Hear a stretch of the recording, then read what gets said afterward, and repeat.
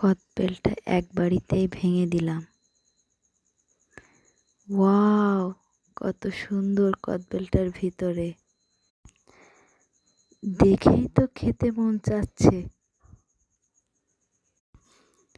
কিন্তু না মাখানো পর্যন্ত খাওয়া যাবে না। কি সুন্দর! প্রথমে একটু সর্ষের তেল, একটু লবণ, লঙ্কা একসাথে সুন্দর করে মাখিয়ে নিতে হবে। তারপরে চিনি দিতে হবে, টেস্টটা আরও বেশি সুন্দর। কদবেলটা দিয়ে খুব সুন্দর করে মাখতে হবে।